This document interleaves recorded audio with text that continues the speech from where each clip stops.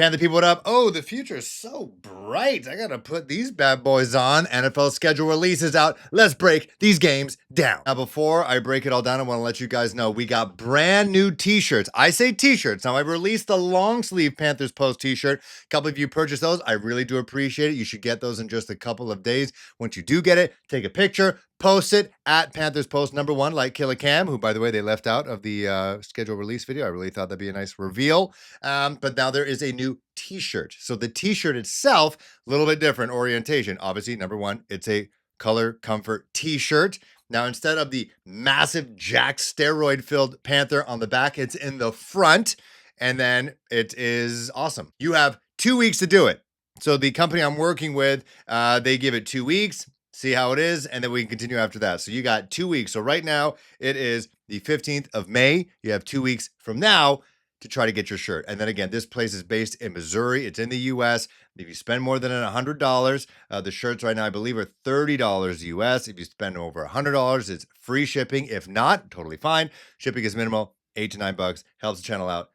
Let's talk about this schedule now. I mean, we knew who the opponents were for a while. Like, there's literally a website out there that lets you know who the home opponents will be the next year and the away games. But we've known who we're playing. Like, literally, I could look it up right now. I'll let you know who they're going to be playing in 2026. Well, I'm not going to do that. But now it's just the orientation, who you're opening the game with, who'll be the season with, when's the home opener, when's the bye week. For me personally, when Seahawks Panthers. So I'm going to break it all down. So I'm going to split this up into 2 episodes. After you watch this one, make sure you check out the next one. All right, it's week 1. The Carolina Panthers took on the Jacksonville Jaguars to open up the season. 2 first overall picks, and Trevor Lawrence taking on Bryce Young. And you got Travis Hunter with the newly minted Jordan brand athlete, Tetra McMillan. Travis Hunter, he seems like a great guy.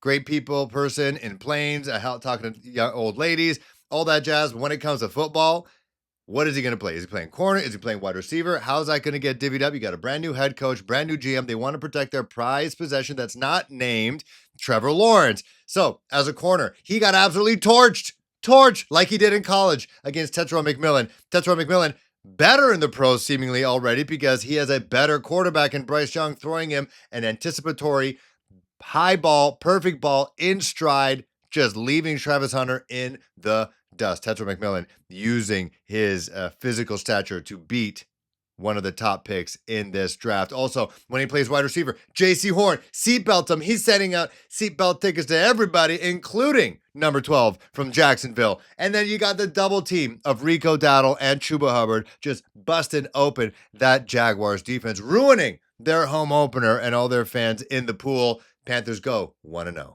My Panthers still on the road to opening up this season. Their first 4 games, all 3 are on the road. They have 1 home game in the first 4 weeks. That's going to be against the Atlanta Falcons, but we're focusing on the Arizona Cardinals. And again, Kyler Murray and the Cardinals, they take on the boogeyman, that is the Carolina Panthers, who seem to always have their number, whether it's in the regular season, whether it's in the playoffs. Literally last year, Kyler Murray crying on the sidelines because their playoff hopes were dashed by the Carolina Panthers, the decimated Carolina Panthers on defense. The Carolina Panthers offense, which was firing and only getting better with Nalo, Tetra McMillan, and a resurgent, as if he had a bad rookie season, which he didn't, Xavier Leggett, who then, that's his coming out party. Tet had his in week 1. XL came out firing, and also the Panthers defense, the edges, Princely, Nick Scourton, DJ Wanham, their defensive end play, their defensive line improved play after the infusion of talent in the offseason really comes out to play.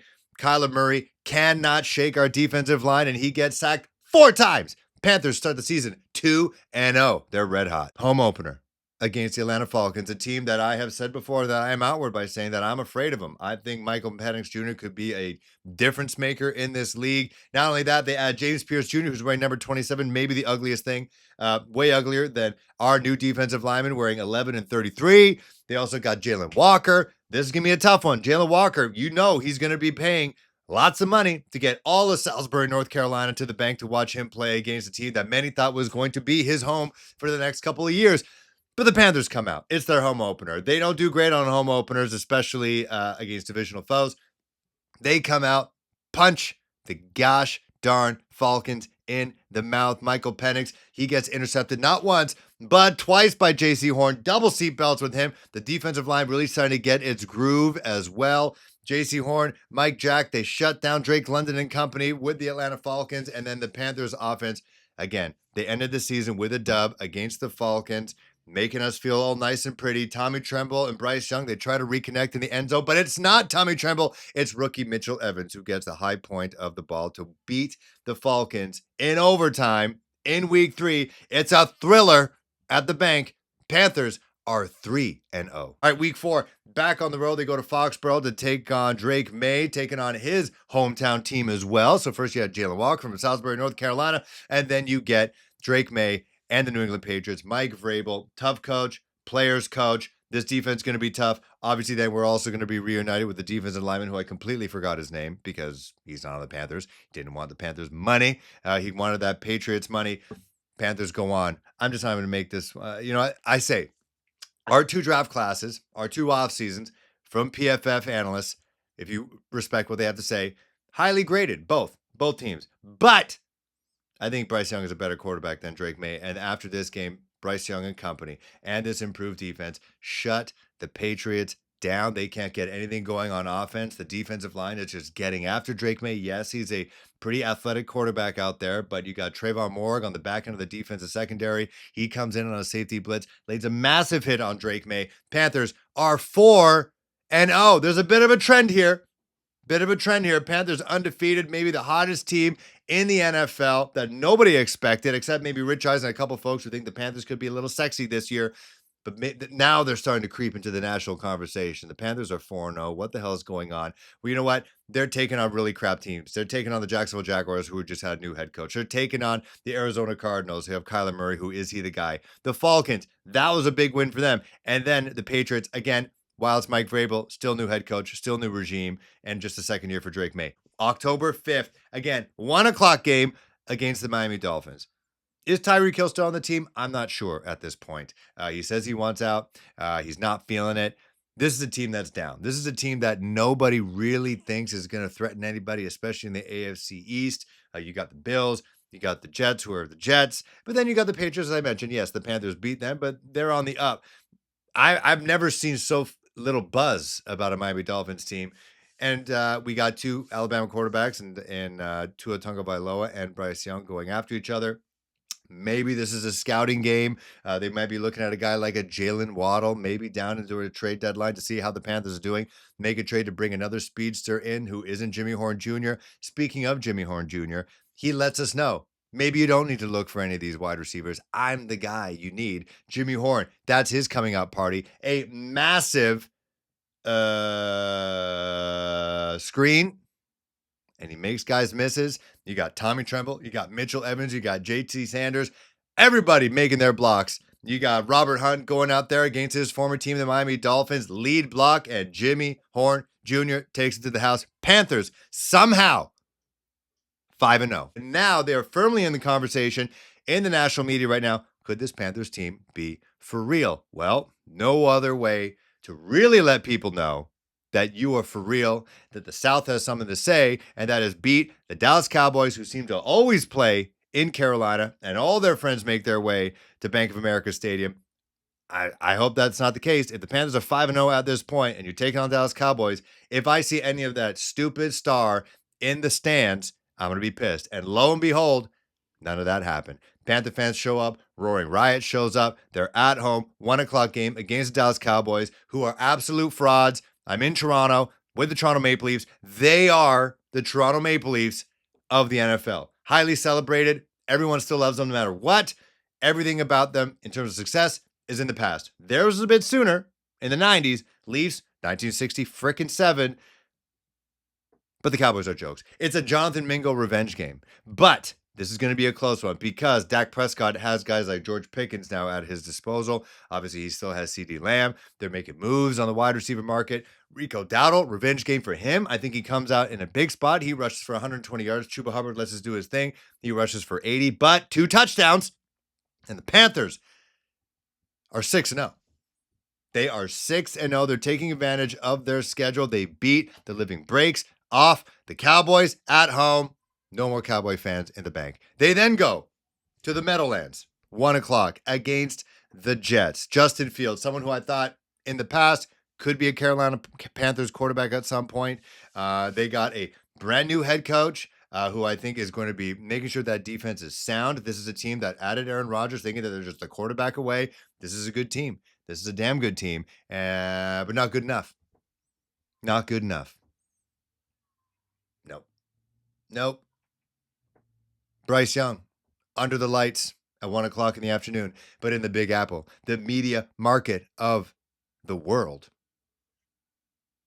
They beat the Jets. Panthers are 7-0, and they got to be 7-0 because the next week. Now, this is a takeover I think is actually going to happen. It's going to be inevitable. The Buffalo Bills are in town. It seems like half of Buffalo retires in Charlotte. The place is going to be either 60-40. If it's 50-50, Bills, Panthers fans, I would be surprised. It's going to be at least 60-40 Bills fans, maybe even more. Tables are going to be broken. If you are out there in Charlotte, I would buy as many tables you can on Temu and then just put it out there around the stadium because there's going to be multiple people smashing through them. Maybe you make some money. Josh Allen and company in the building. They seem to constantly refurbish their wide receiver room. They come out there and they hand the Panthers their first loss. They let us know that that's what a championship type team looks like. Hand the Panthers their first loss. You could say maybe their first real challenge. It came into week 8, but the Panthers are still just 7-1. They go back on the road, and now they take on the Green Bay Packers. And again, a tough team. Jordan Love and company, they too want to let people know that they're on the ascendance in the NFC North, in the NFC. NFC's tough. NFC is freaking tough with the likes of the Philadelphia Eagles and, of course, the Green Bay Packers and the Detroit Lions. The Chicago Bears wish they could be in that conversation, but they are not.